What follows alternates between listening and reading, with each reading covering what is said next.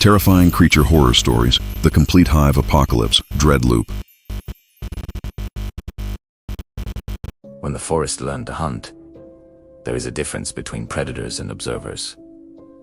Predators chase, observers wait. This story is not about something that attacked a village. It is about something that studied one first.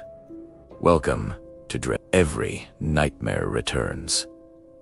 Caswell sat between two hills and a stretch of forest so dense that sunlight lost confidence before reaching the ground. Locals called it the Black Line. Not because the trees were dark, but because once you crossed into them, sound changed. Birdsong felt distant. Wind moved wrong. Even your own footsteps seemed absorbed too quickly. For decades, nothing happened there. And that was the problem. People stopped respecting it. They stopped locking doors, stopped walking in pairs at night, stopped teaching their children not to stare too long into the trees, because nothing ever came out until something did. On Monday evening, every dog in Carswell went silent. Not barking, not growling, just staring at the forest. All of them. Different homes, different streets, same direction. Owners pulled at collars, called their names. Some dogs resisted being taken inside, not with aggression, but panic. Their muscles shook violently as if something in the trees had just stepped forward one pace. That night, every dog disappeared. No broken fences, no blood, no tracks. One collar was found placed neatly in the center of a driveway, facing the forest. The next morning, livestock across the village stood frozen. Sheep, cattle, chickens, alive, but unmoving. Their chests rose and fell so shallowly it was almost impossible to see, and every single eye faced the same direction. The tree line. Farmer Hale stepped toward them. Clapped yelled. Nothing. He walked between them, touched their wool. Their skin was cold, not dead, just surrendered. So then, without warning, all 20 sheep dropped simultaneously. Like something had pressed a switch all they looped up. In the shadows between trees, something shifted. Not one shape. Many. And they were evenly spaced. Like a formation. That night, at exactly 9:13 p.m., the entire village lost power. Not a flicker, not a surge. A clean shutdown. Phones died next. Signal vanished. Even emergency radio returned nothing but a low hum, and then came the breathing. It rolled in waves from the forest. Not howling, not roaring. Breathing. Hundreds of lungs, inhaling together, then exhaling, in perfect synchronization. Windows fogged from inside. People felt pressure in their ears.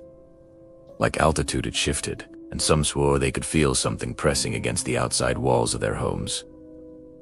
Testing. Gareth Milne was found at sunrise, standing in the road. Eyes open. Body upright. No wounds. But wrong. His skin looked pale and stretched, and his shadow did not match his form. It bent unnaturally, as if something tall and thin had stood directly behind him for too long. And then there was the smell. Not decay, not blood, wet bark, like forest rot. By the second night, 12 villagers were gone. Doors found open, windows unlatched, beds empty. No struggle, no screaming reported. Just absence. A woman claimed she saw something in her hallway. Tall, too thin, limbs angled incorrectly. It did not charge. It stood there, watching. Its head tilted slowly to the side, mirroring her. When she stepped back, it stepped back. When she leaned forward, it leaned forward, like a reflection learning how mirrors work. She slammed her bedroom door and hid until morning. Her husband was gone. The city sent armed forces. Floodlights turned night into harsh white glare. Armored vehicles sealed the roads. Helicopters hovered. They treated it like a wildlife containment issue. The first team entered the forest in formation. Thermal scopes active, weapons ready. The forest did not resist. It allowed them inside, and then, one by one, the soldiers vanished. Not dragged, not torn apart. Gone. Radios captured only this. Movement at 2 o'clock static, then breathing. Heavy. Close. As if something stood beside the microphone. When the floodlights fully illuminated the trees, the soldiers saw them. They were not wolves, not bears. Not any species that evolution would sign its name to. They were assembled wrong. Limbs too long, spines bending where spines shouldn't, joints rotating too smoothly. Their eyes were blank, not glowing, just depthless. The soldiers opened fire. Creatures fell. Bodies hit the ground, and then adjusted. Bones shifted back into alignment. Posture improved. Movement became faster, cleaner. They were learning from impact. The more the soldiers fired, the more efficient the creatures became. The creatures began coordinating, flanking, separating units, cutting off retreat. One armored vehicle lifted slightly, not exploded, lifted and rolled onto its side. Another fired continuously until something climbed over it, not jumped, climbed. Like gravity was optional. The forest swallowed the unit, and then the creatures stepped beyond the trees, not charging. Walking. In lines, toward the road. They did not only kill, they converted. Some missing villagers returned. Walking. Eyes empty. Movements too smooth. They didn't speak. They mimicked. Tilting heads, breathing in rhythm with the forest. And when people stared too long at them, they felt something impossible to describe. A pull, not physical, instructional. As if their body had been given a silent command. Step closer. Some evade. Without knowing why. By the third night, Carswell was empty. Not destroyed, not burned. Empty.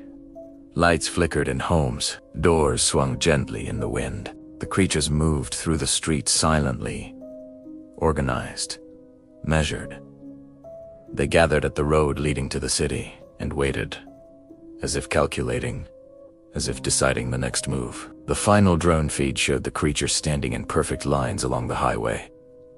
Hundreds of them, facing the city skyline in the distance. Streetlights flickered in synchronized pulses. The breathing began again, louder, closer, and then the lines moved forward together. Not hunting, advancing, as one. The last frame froze on a billboard outside the village. 3 words carved into its surface. We learned you feed cut. The village was not destroyed. It was studied, mapped, understood. And once something understands you completely, it does not need to chase. It simply reorganizes. Welcome to DreadLoop. Every nightmare returns.